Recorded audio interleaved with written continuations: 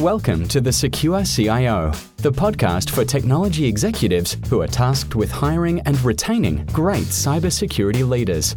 Join best-selling author Claire Pales together with industry thought leaders as they answer your questions about sourcing the right leaders, building cybersecurity teams, candidate selection, salaries, skills, and more. Hello, I'm Claire Pales and welcome to the Secure CIO podcast. Today's guest is William Confalonieri. William is Deakin University's Chief Digital and Information Officer, appointed in January 2012. William has postgraduate qualifications in computer science, business, negotiation and economics, and is certified enterprise architect and a graduate from the Australian Institute of Company Directors. William was awarded Australian CIO of the Year by IT News in 2014 and 2018, and by the CEO magazine in 2016 and 2018 as a runner-up.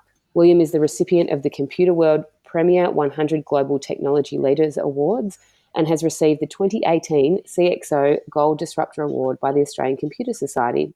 He has a passion for emerging technologies and believes that digital innovations and changes in technology paradigms will significantly transform most businesses over the next few years, with the evolving expectations of rich digital personal experiences being the driver of that transformation.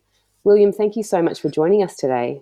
Thank you, Claire. It's a pleasure to be here. Thank you for the invitation. So tell us a little bit about Deakin, where you work. How long have you been there? What's the business like? And what's the makeup of the tech team that you lead? Deakin is one of the youngest universities in Australia, 45-year-old, and at the same time is one of the biggest ones. It currently has 65,000 students. And I have been here for 7 years and a half. In particular, I joined as the first Chief Information Officer at the beginning of 2012. And a little bit later, I was promoted to Chief Digital Officer, being the first one in Australia. And I joined at a moment where Deakin wanted to have a new strategy, wanted to build a place on the digital stage globally if possible. So I came on board to try to help with that new strategy.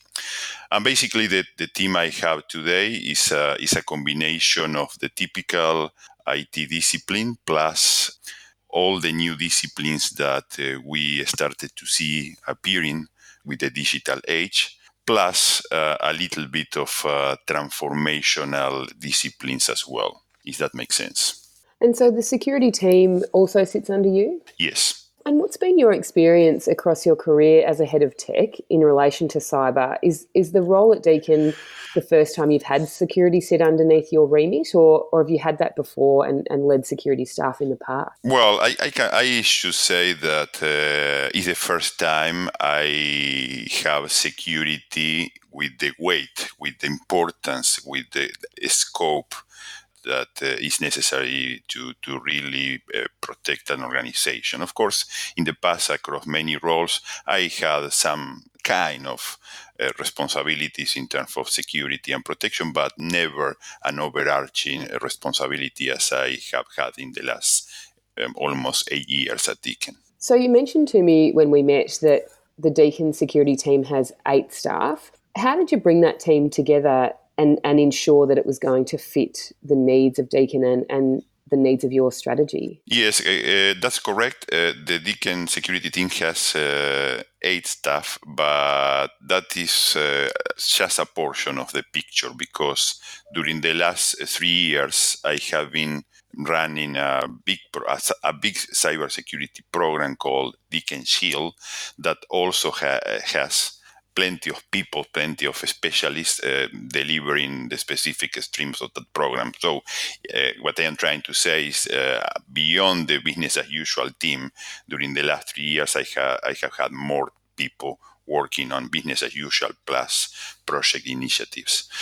And in relation how this team was formed, well, it was a quite interesting journey, because it was quite difficult to really land the team that we needed because of different factors, because certainly it's obvious the cybersecurity market is quite hot, and to find the proper people is difficult. We need to compete with many organizations, in many cases paying much more for good resources.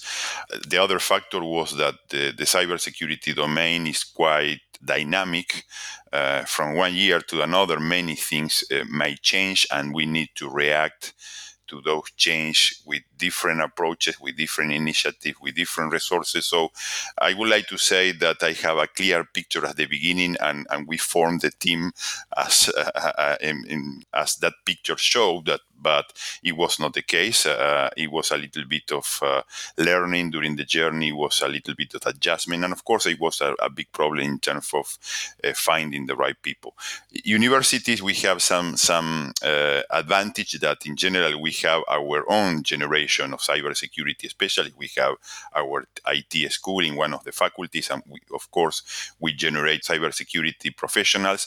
And in many cases we take some of those graduates and start to evolve them in our teams to help us with the resourcing problem. But still, it's a big issue. It's not only the cybersecurity function is not only managed by the cybersecurity team. I have many other teams across the IT space with security responsibilities. In some cases, the cybersecurity team works as the orchestrator and coordinator, but plenty of responsibility with other teams. So, William, you mentioned that you have some staff embedded outside of the security team and in the organisation, and yet you have the central team as well. How does that work for you to keep control of the outputs and the staff, and having to manage sort of one central team but some staff outside? Is that working for you at the moment? Well, yes, and in particular, that is the way that most of disciplines work. If we take as example, I don't know, many other disciplines that we manage. Architecture, of course, I have the central architecture team, but still there is architectural work with every single product team. User-centered design, I have a central team, but again, with every development, with every project, we have that distributed responsibility. So cybersecurity is not different. I have a central team that determines what is the shape of the big picture, what is the direction, what are the policies, what are the processes, what is necessary to do. They are responsible for implementation of a few things, but many other things. For example, we need to embed cybersecurity in our coding. So all the teams that work with coding need to have some responsibility in building cybersecurity, but following the directions that come from the central team. And so originally you didn't have the SHIELD program and you just had a team within the IT department. How effective was the security function for you before you put the SHIELD program in place?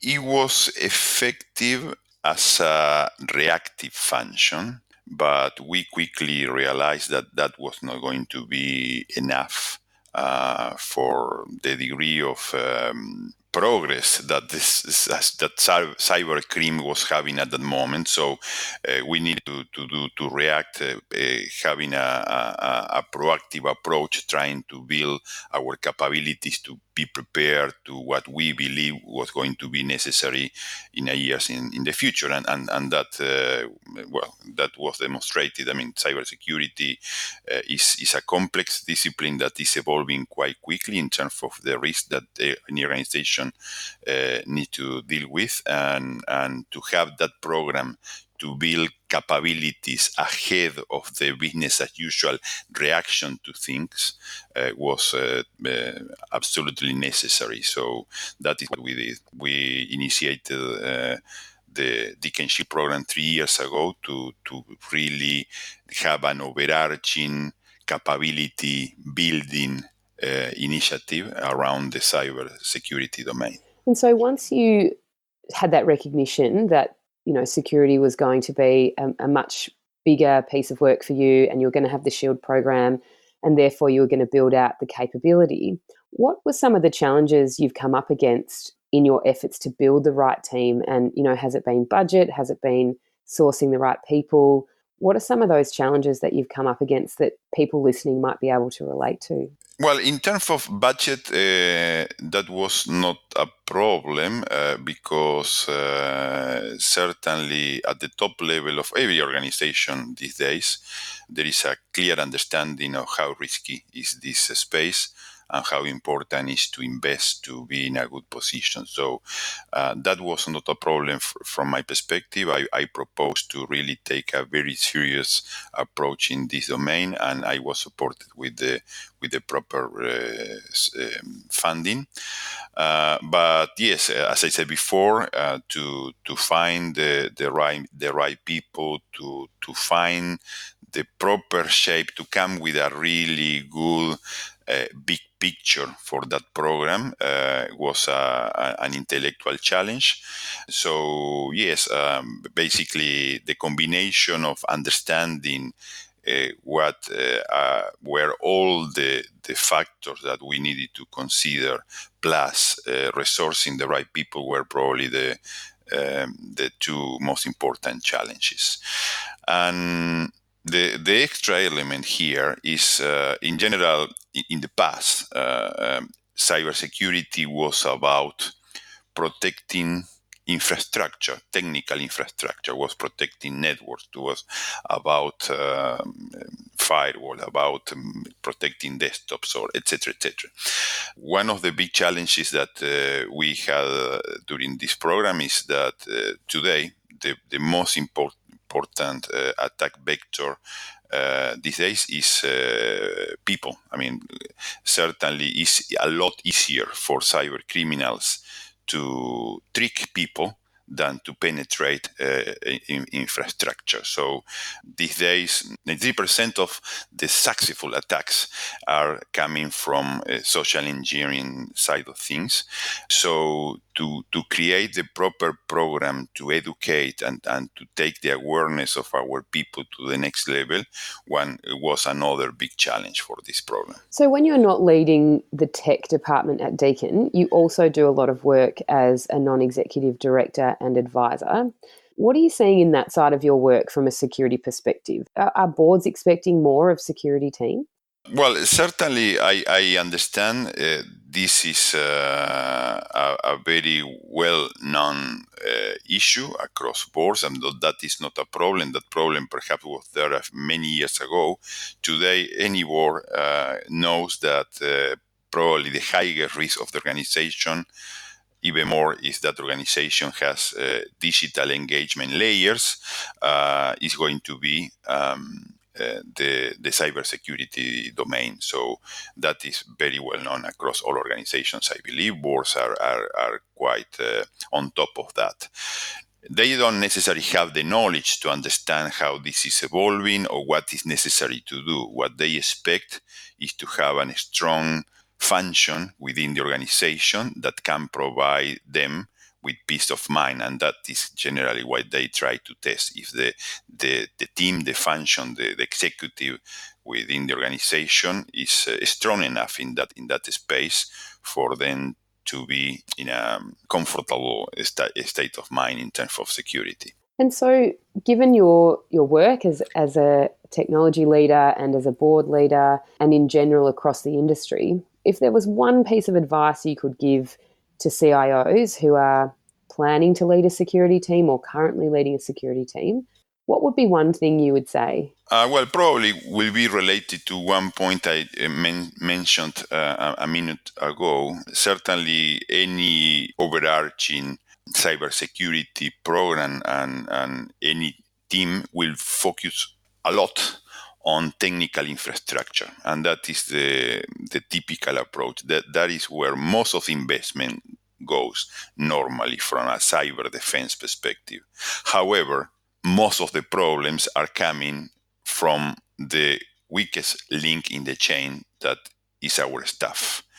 Clicking on wrong links, falling for phishing attempts, etc., etc. So, in the last few years or in the last few months, that has shifted enormously from being a defense strategy around technology to try to protect and to educate our people because most of the problems will come from that angle.